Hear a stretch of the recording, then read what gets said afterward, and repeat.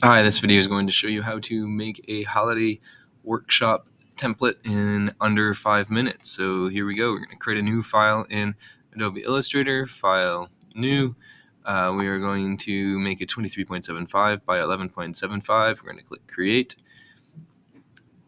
Here it is. We will save this immediately, just for now, as on your computer and in the Documents folder. And first name, last name, holiday workshop test for yours. Name it something that's relevant to your design. Click save. Click OK. All those presets are all right. We're going to use the image tracing method. So we got to find an image to trace. So we're going to go to the nounproject.com. In this case, I'm going to just try to trace a robot. Okay. We'll use this one here for now. We'll click get this icon. It'll be a basic download. We'll click OK or continue. We'll click download PNG. It will download into our downloads folder. I'm going to go to my folder here.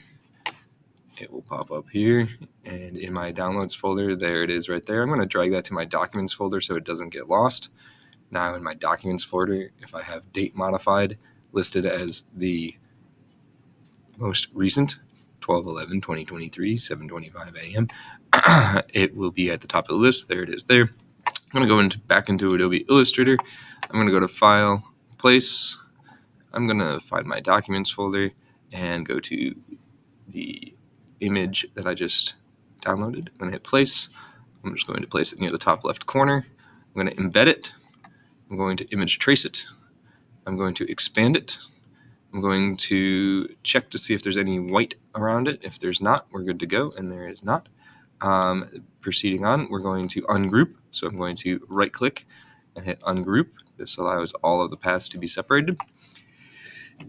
I'm going to sneeze. And I'm going to delete the parts that we don't want. And then I'm going to change the stroke after having selected all of that again to 0.01. By default, it'll be PT. And I'm going to change the fill to nothing.